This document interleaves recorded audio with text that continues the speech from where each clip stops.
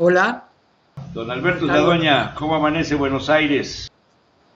Bueno, primero buenos días a Jesús, Faustino y Edmundo. Aquí en Buenos Aires estamos como sobreviviendo a una terrible temporada de calor, un calor que me voy a permitir calificar de neoliberal porque tenemos la ventaja de tener una de las tarifas más caras del mundo de energía con uno de los peores servicios. Incluso el día de ayer, entre la ciudad de Buenos Aires y el Gran Buenos Aires, aproximadamente 150.000 personas con una temperatura calculada de sensación térmica en 43,6. 150.000 personas estuvieron mucho más de 8 horas, algunas más de 24 horas, sin energía eléctrica.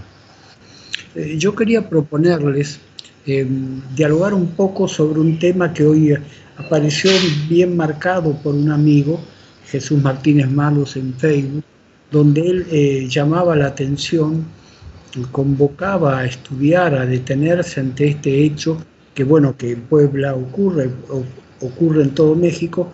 Tengo que indicar que me parece que se ha extendido por el conjunto de América Latina, que es esta cuestión del secuestro de mujeres, de niños, de adolescentes, que no tienen una respuesta a esas actividades delictivas por parte de las autoridades que se suponen, subrayo esto, que se supone, uno les supone que ellos podrían o deberían, con el término deber, hacerse cargo de evitar estas cosas. Creo que más allá de que las autoridades, que por ejemplo en el caso del nuevo presidente de México y la nueva regente gobernadora de la Ciudad de México, Claudia Sheinbaum, sería conveniente que en lugar de hacer anuncios, hay cosas que sí pueden que las deberían hacer. El tema para un analista es qué hacer ante el desamparo, porque obviamente si hay mujeres jóvenes, adolescentes, incluso de cualquier edad, hay incluso videos donde se muestra cómo secuestran mujeres, niños, niñas, en diversos lugares del país, pero entre otras cosas en el transporte colectivo, en el metro de la Ciudad de México. En Puebla la cantidad de estas cuestiones estadísticamente es elevada. Digo que esto es una forma de desamparo. Me hizo recordar que el día de ayer apareció, y lo posteé en Facebook, una frase que fue ubicada en un muro del campo de concentración de Auschwitz en Polonia. La frase dice, estaba grabada en la pared, supongo que con las uñas de alguno de los que allí habitó: si Dios existe, dice la frase, tendría que rogar por mi perdón. Esta es una frase que da cuenta del desamparo, por ejemplo, ante el cual nos encontramos frente a hechos como el que acabo de mencionar. Me parece pertinente suponer y solicitar en base a esa suposición que las autoridades hagan lo que se supone que deberían hacer, sea el actual gobierno, sea el anterior. Pero la pregunta es cómo vivir, cómo actuar, cómo estar ante el desamparo. Me parece que una de las cuestiones que tendríamos que preguntarnos es, en lugar de buscar, y creo que está bien, de solo buscar amparo, tendríamos que formularnos si no es posible vivir en el desamparo. El desamparo es un agujero en la vida social y subjetiva de cada uno de nosotros, que nos convoca siempre, y es una buena medida, si es posible, ante un agujero, si uno se toma del borde del agujero, uno logra a veces sobrevivir. Si uno toma una cubeta por el borde, puede ocurrir que la pueda trasladar de un lugar a otro o pueda hacer algo con ella. Pero el desamparo del cual estamos hablando es un desamparo que es un agujero cuyo único borde es el agujero. Me explico. Es un agujero, el desamparo, que solo viviendo en él. Por ejemplo, estamos en exceso acostumbrados a formas ideológicas que hablan del desamparo en que viven las poblaciones marginales de las ciudades y del campo en México y en otros lugares de América Latina. Pero es así.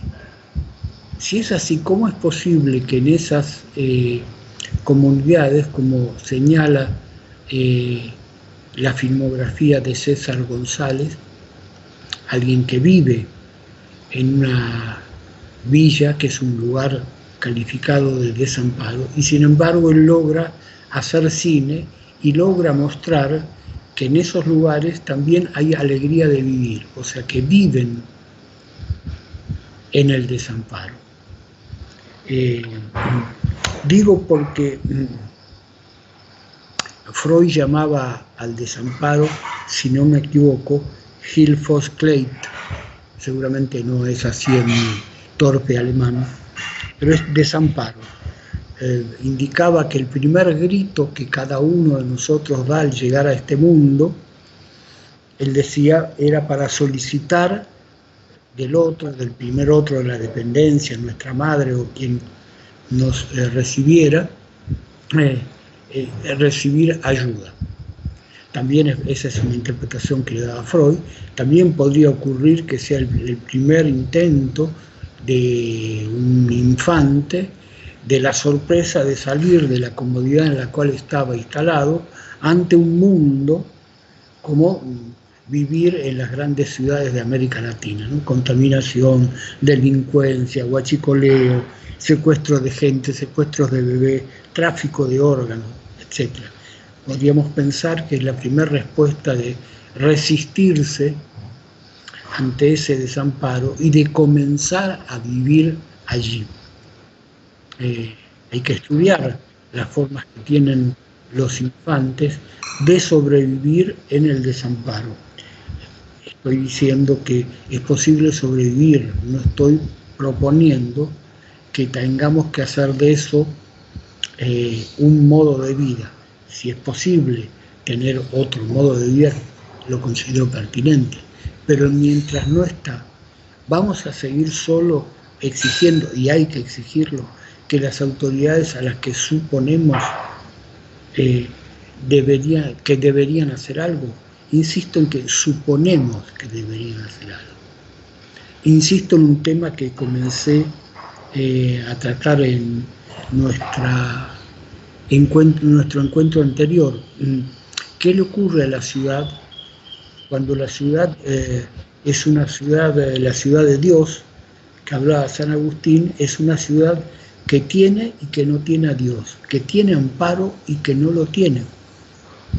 Les insisto de que la organización institucional del Estado, al menos en América Latina, dividida en 3 poderes, toma como modelo analógico la Trinidad de la religión cristiana: Dios, Padre, Hijo, Dios, Espíritu Santo, Hijo, poder ejecutivo, poder legislativo, poder judicial.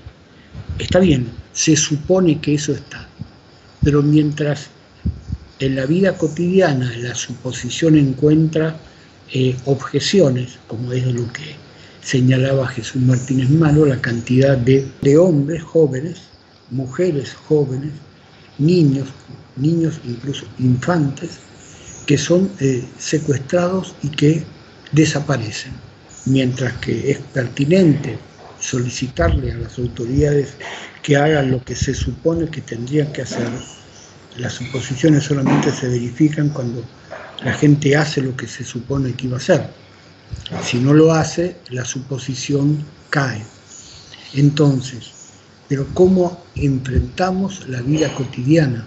Porque no creo que para una mujer, para un padre, para una madre, para una joven, para un joven que deben usar los medios de transporte colectivos, estar solicitándole al gobierno que lo proteja, eso le va a resolver el peligro que hoy ocurre en esos lugares. Creo que tendríamos que avanzar en formas, en inventar formas de colaboración, de cuidarnos entre nosotros. Algo que ocurre en las comunidades campesinas, en algunas comunidades campesinas, que hay una vida colectiva mucho más activa que la que ocurre en estas ciudades en las que vivimos, pero sin embargo que indican que ellos pueden, en algunos casos, han hecho frente a estas situaciones. Estoy hablando de hechos que ocurren en las ciudades. Simplemente trato de encontrar, porque yo creo que es, entre comillas, fácil quedarnos tranquilos solicitando que las autoridades hagan algo, y está bien que las autoridades hagan lo que se supone que ellas tendrían que hacer. Pero mientras tanto, ¿qué hacemos, Faustino? ¿Qué hacemos cuando en el metro o en un transporte colectivo se intenta o en la calle se nota que quieren llevarse, secuestrar a una mujer, o que a otra madre le han robado su pequeño bebé? En ese momento, ¿qué hacemos? En realidad no hacemos nada, Ahorita existe ese problema del qué hacer, que, como dice Faustino, no se reacciona, no se hace nada, no se interviene, salvo casos aislados. En algunas colonias se han formado redes de protección. Los comités de vecino vigilante. El vecino vigilante, se toman medidas como tecnológicas, como poner cámaras de vigilancia, circuito cerrado de televisión, etcétera, etcétera. Hay muchos recursos para ello, pero no es una acción colectiva, son acciones todavía muy aisladas.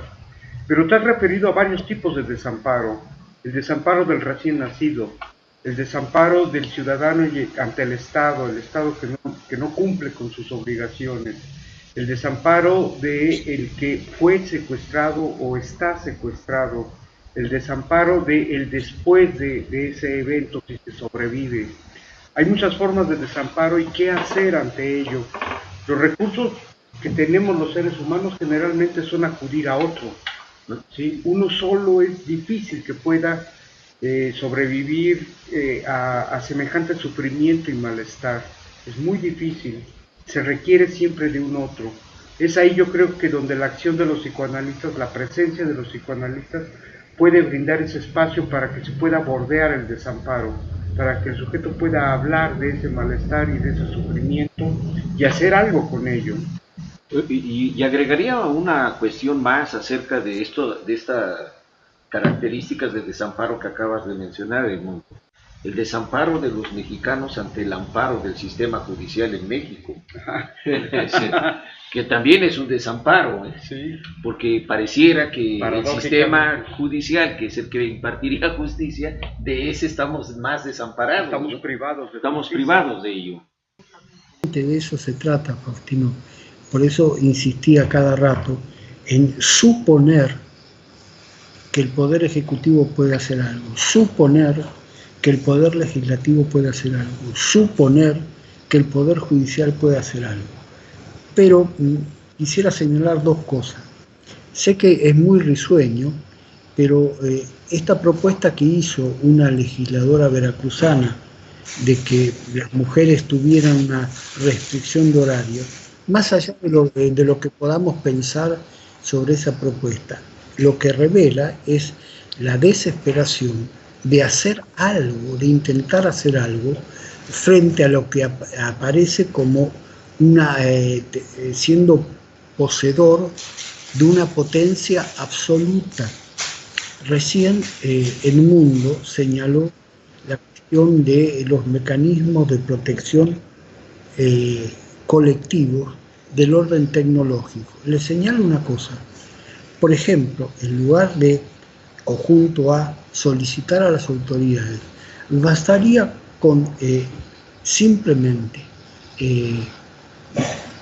hacer que los teléfonos, las diversas compañías de celulares, tengan una conexión directa de localización de los mismos. Es una forma de localizar lo más rápido que se pueda a alguien que está desaparecido o que está en peligro de desaparecer. Pero a eso se le suma otra cuestión.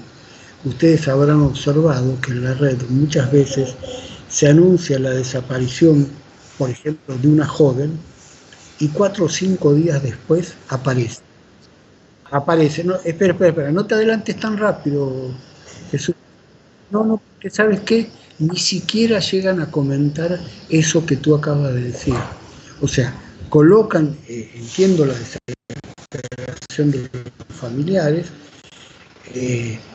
la gente utiliza la red porque se han dado cuenta que la suposición de que el otro hace algo, el Poder Ejecutivo, el Judicial, la policía, se supone que hacen algo y ya no hacen nada. Eso es cierto.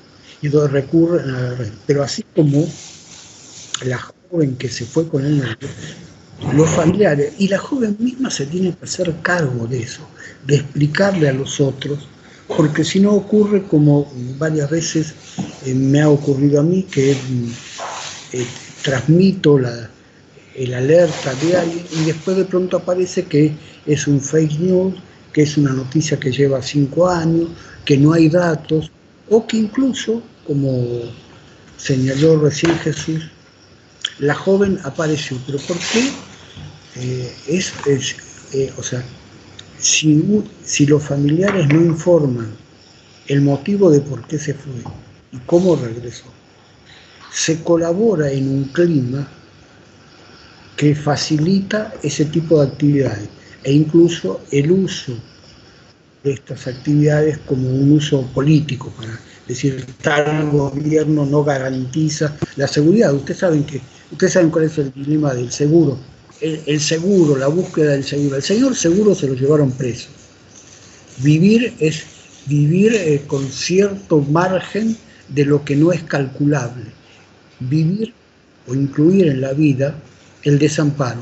Si uno incluye en la vida el desamparo, y de acuerdo con ustedes, el desamparo solo se aborda, se vive, se transita junto con otros. No hay solución individual al desamparo. Al contrario, la individualidad aumenta mucho más el desamparo que se pretende combatir. Bueno, muy bien. Muy bien. Seguimos la próxima. Seguimos la próxima semana, don Alberto. Hasta luego, Alberto. Hasta luego, Alberto. Alberto es la doña.